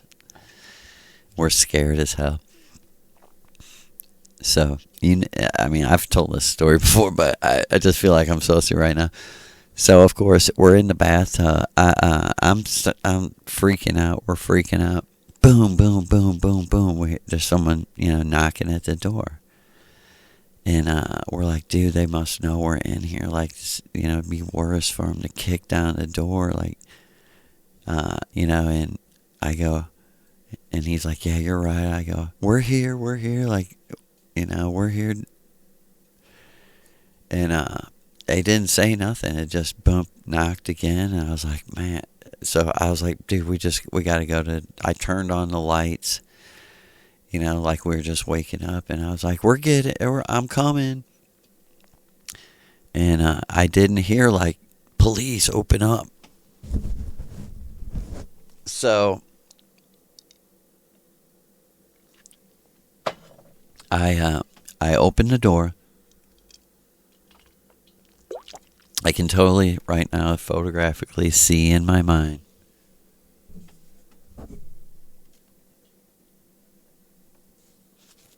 this, and for real, I've always said this, a sort of, my first take was like an Indian dude from India with really nice hair, and because of how dark he was that initial impression. I remember, I can see right now my dream. He was wearing an Oxford long sleeve button-up Oxford shirt that was like maroon, burgundy, and gray stripes. And gray pants, kind of matching, almost like work kind of clothes, or work clothes, you might say. But they were kind of not totally, kind of like a little bit nicer. Like if it was a work uniform, it was really, not nice, but something struck me about like how he was dressed that put me at ease and like relaxed me, that it's hard. I want to describe exactly how he looked and shit tonight. I opened the door and there was no like porch light, so it was kind of dark. And I seen the outline of this dude wearing these, gray kind of Dickies looking work pants and this maroon, burgundy and gray Oxford shirt. And I seen he had long hair, like over his shoulder, like at least, 3 or 4 inches over his shoulder. And my first fucking impression was like, oh, it's like some hippie Christian dude that knows that we're scared, or knows what I was like relieved that it wasn't the police. And I'm not kidding, I opened the door and he just said like, hey, I seen you guys down at the church. He said, I just wanted to tell you guys something. He was like, I wanted to tell you, because the reason we took off running, I forgot to say, is we were looking at all the gold shit. The reason we took off running is like through the wall, we heard like pots and pans banging or like something banging. And we're like, oh shit, they know. So that's why we took off running, I forgot to say. So I opened the door to the hotel, it's just one door, and he's just standing right there in front of me. And I'm like I'm elevated up because the room was like a step up for some reason. I'm a little taller than him. And he's like, he's like, if that's okay, I just wanted to tell you guys that everything's okay. And I'm going, my heart is fucking pounding. I'm like, okay. I go, well, hey brother, thank you. I just was at a loss for words. And when I kind of stepped out to say to him, greet him, oh, okay, that's cool, thank you. I seen his eyes and how blue they were. And it tripped me out. I was like, holy shit, I've never seen an Indian, Palestinian, Arab. I didn't know what he was. He was very brown. He was a very brown dude, compared to regular white people. I tell Mindy, he was like your color, definitely not white. Permanently tan, permanently perfectly tan. That's what Mindy is. But he might have even been darker than Mindy. And I was like, brother, I was like, man, we're tourists. I was like, do you want to come in and tell us what you mean? Because he was like, I just want to tell you, I work down there. And, don't be scared. I know you guys didn't steal anything. I know that. And my mind was reeling and when I was talking to him outside of the room, his mind met my mind. And he was like, the door was unlocked because it was meant to be unlocked. The high priest didn't know. He thought it was locked. Everyone thought it was locked. You know what I mean? It was like his mind was hitting mine saying, it was fucking magic, and I know that it was magic that had that door open, so don't you worry about the police coming here and arresting you. And when that hit, we're having 2 conversations, he's saying, I work down there. And I'm like, man, brother, come in, just come in our room. This is our room. We're from America. Come in, have a seat. And we had a cooler there. And we were just in a sort of poor people's twin bed hotel. And there's a little bedside table with a lamp on it. And a chair next to that. And I sat on the bed, my friend sat on the bed, and he sat in a chair. And I said, have a seat, chill out, let's get you something to drink. You want a water or something, And while he was still standing up, we're still standing up, he started to talk, and I couldn't hear him because my eyes met his eyes. And we, before when I was standing outside with him, I said that we're kind of having a psychic conversation, But when he stepped in the room, and I was bending down, to be specific, I was bending down, like getting him a water and shit. When I handed him the water and looked in his eyes, it was like, boom, I couldn't hear anything else. And I was just like, this is the most powerful person I've ever met, ever. Who the fuck is this guy? I mean, because the last thing I ever thought I was doing, because I didn't think I was dreaming, was meeting, the mythical person who actually is Lou, in my dream. That I came across the world to see the place where he supposedly died. Do you understand the irony of this? When I didn't know, I swear to everyone, the gods, everyone, my wife knows, I could not control what was happening to me. I couldn't sleep or eat for months. I told my wife, like, I cannot control my thoughts. Like, I think all the time, like, everyone would be better if I was dead, if I just stopped bringing this vibration around. And she's like, what are you talking about? You're fine. Like, no, you're not bringing no bad vibration. See, it was just all my perspective. Inside, I was feeling so tortured, so defeated, so obliterated that I didn't know what to do but pray. I couldn't even read the Bible most of the time because I couldn't remember, couldn't concentrate.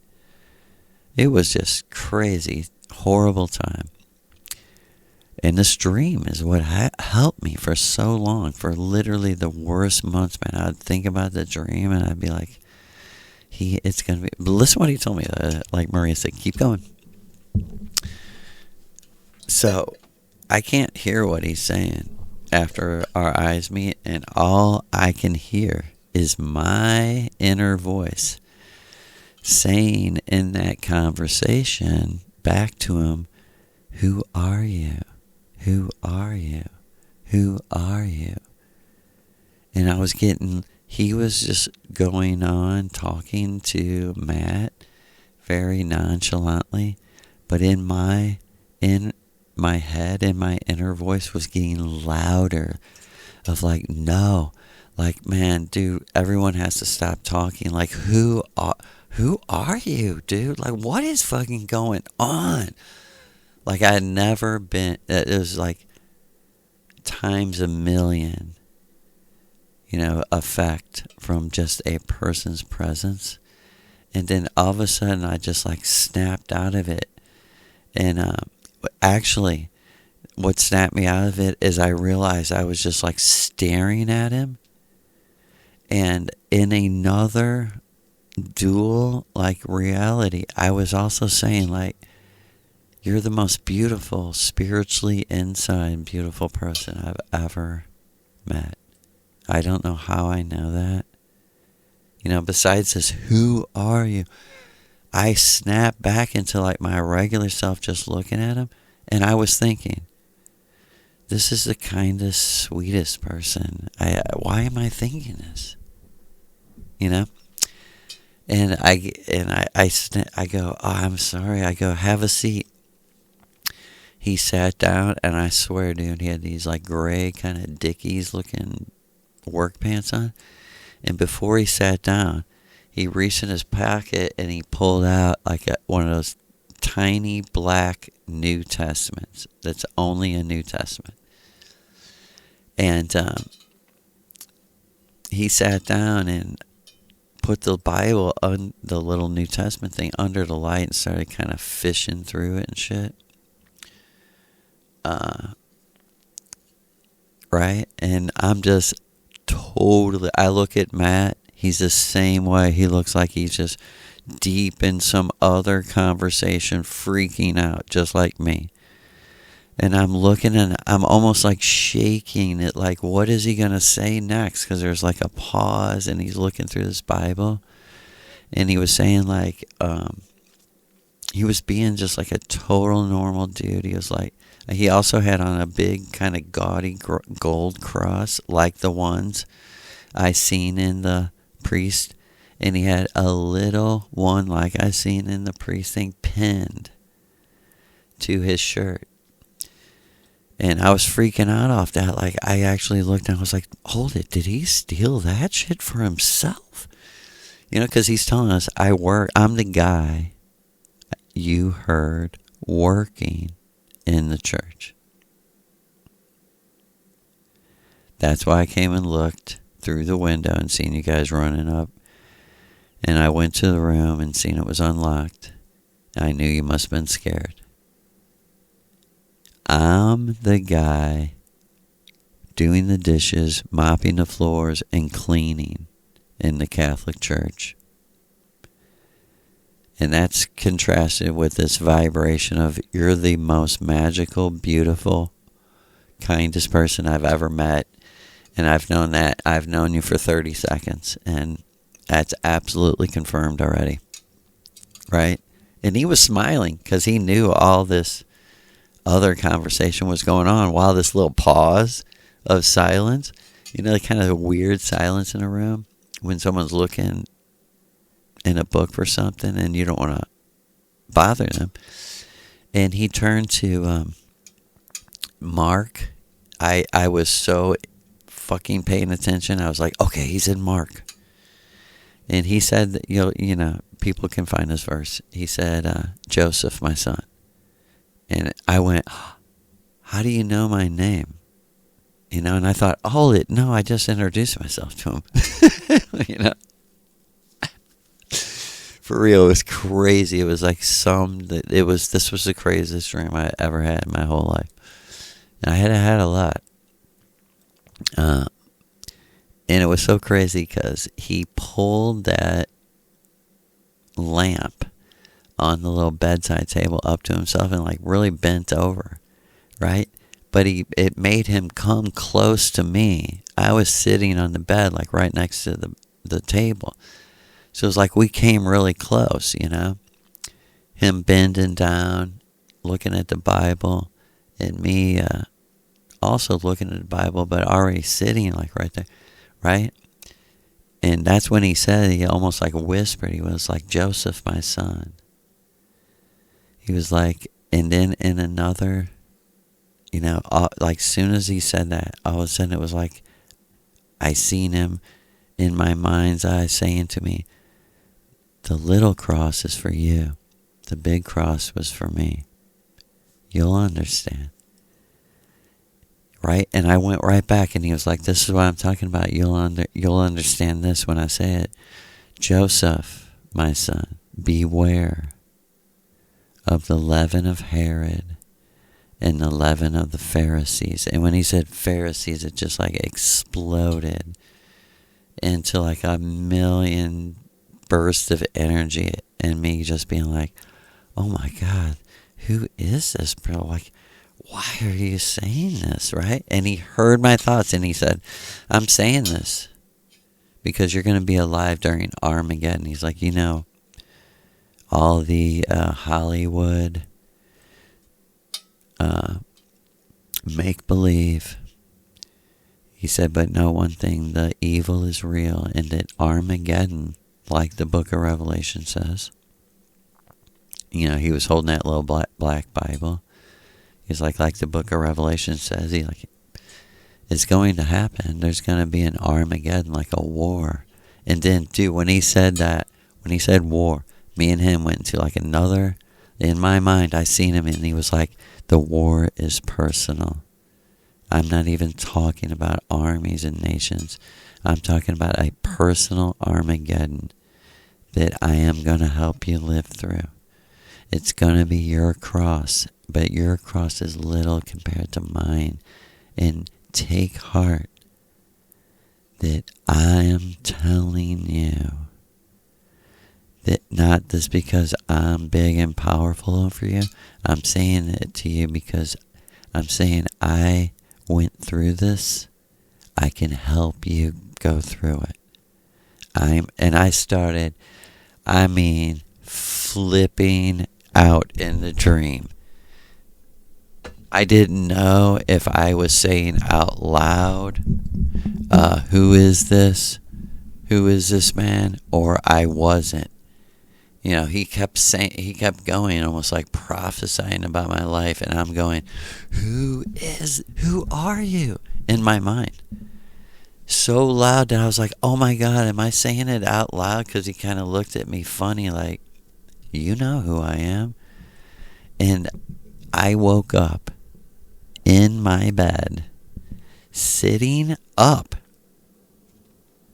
Never in my life have I awakened from a dream, sitting up in the bed, yelling in my own voice, was waking me up. It was totally destiny and Lucifer, Maria, that did this, because my wife had planned to spend the night at her mother's house with all the kids, so nobody was there but me.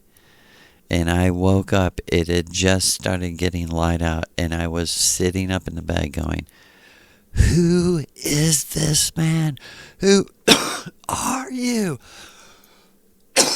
I mean, frantically screaming.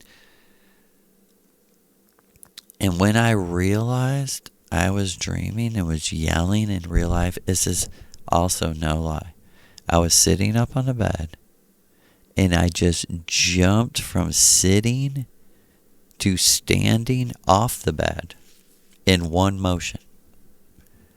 It so like freaked me out and scared me. I jumped like a spring with my feet all the way off the bed and and it was fucking retarded. I couldn't believe I did that, for one thing, after just waking up. And I was instantly like fucking 2 seconds after waking up, I was pacing around the room, and I could only say, who is this man? Who is this man? Who? I couldn't stop saying it. I was like, oh my God, that had to be Jesus. I was right there thinking about it. He said, I'm the man in the church working. I was like the regular people, of course. If there was a real Jesus, he'd be a regular person. That worked for his money.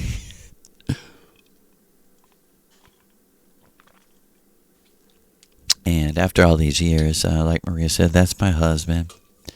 And we're going to tell you more about his real life. But I can tell you, after May 5th, 2024, and him saying to me a few times over and over, Joseph, Jojo, look at me. Look at my face. And when I did, I said, you were the Jesus that came to me. He said, I sure was.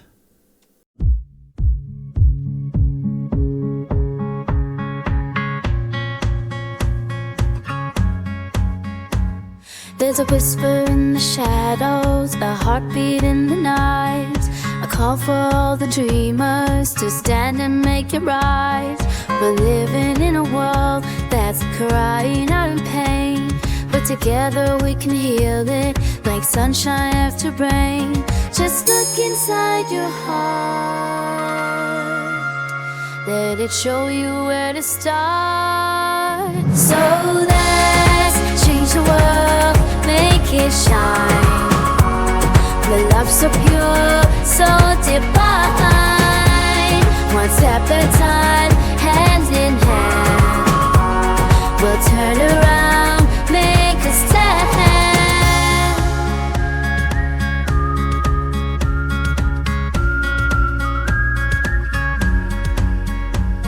There's a child in the mirror, the stars in the eyes, dreaming of tomorrow, reaching for the skies. They don't see the lines, don't know black and white. They only see the colors, a world that's full of light. It's in the way we give, the way we care. So let's change the world, make it shine. The love so pure, So